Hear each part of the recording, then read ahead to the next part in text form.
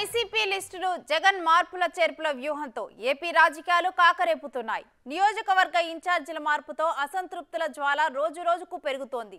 దీంతో నిన్న మొన్నటి వరకు జై జగన్ జై వైసీపీ అన్న నేతలు టీడీపీ జనసేనల వైపు చూస్తున్నారు.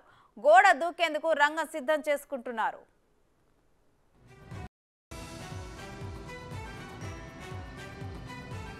వై నాట్ 175 అంటూ ఎవరు ఎన్ని విమర్శలు చేసినా డోంట్ కేర్ అంటూ అధికారమే లక్ష్యంగా తన వ్యూహాలను అమలు చేస్తూ ముందుకు సాగుతున్నారు సీఎం జగన్. ఇక ఈ నేపథ్యంలో ఒక్కొక్కటిగా అభ్యర్థుల జాబితాను విడుదల చేస్తున్నారు. ఇప్పటికే 2 విడతలకు అభ్యర్థులను ప్రకటించిన ఆయన తాజాగా 3వ లిస్టును కూడా రిలీజ్ చేశారు. అయితే చాలా వరకు మార్పులపైనే ఫోకస్ పెట్టారు. ఇందులో భాగంగానే మరో 21 నియోజకవర్గాలకు ఇన్ఛార్జీలను నియమించారు. ఇందులో 6 ఎంపీ స్థానాలు 15 అసెంబ్లీ స్థానాలు ఉన్నాయి. ఇక జగన్ నిర్ణయాలతో బొత్స కుటుంబానికి జాక్పాట్ తగిలింది. భార్య ఝాన్సీతో పాటు ఆయన మేనల్లుడికి కూడా టికెట్ కేటాయించారు. అలాగే మంత్రి ఆదిమూలపు సురేష్ సోదరుడికి కూడా అసెంబ్లీ ఎన్నికల పోరుకు అవకాశం లభించగా కారుమూరి కొడుక్కి ఏలూరు లోక్సభ స్థానం నుంచి బరిలో దించనున్నారు.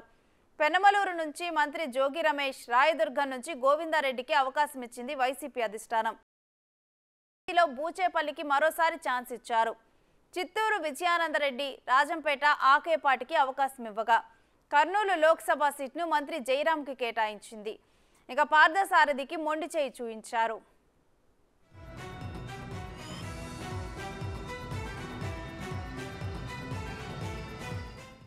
మార్పులు చేర్పుల వ్యూహంతో ఏపీ రాజకీయాలు శరవేగంగా మారిపోతున్నాయి. ఇప్పటికే పలువురు అసంతృప్తి నేతలు వేరే పార్టీలోకి చేరగా అదే బాటలో మరికొందరు పక్కచూపులు చూస్తున్నారు. ఈ గట్టు నుంచి ఆ గట్టుకు జంప్ అయ్యేందుకు రంగం సిద్ధం చేసుకుంటున్నారు. అలాగే తమ బలాబలాలను ప్రదర్శించేందుకు కూడా రెడీ అవుతున్నారు. మరోవైపు అసంతృప్తి నేతలంతా తమతో టచ్లో ఉన్నారని చెబుతున్నారు టీడీపీ జనసేనలు. దీంతో ఎవరు ఏ గూటికి చేరనున్నారు, ఎన్నికల నాటికి జగన్తో ఉండేది ఎవరు అనే దానిపై ఆసక్తి నెలకొన్నది.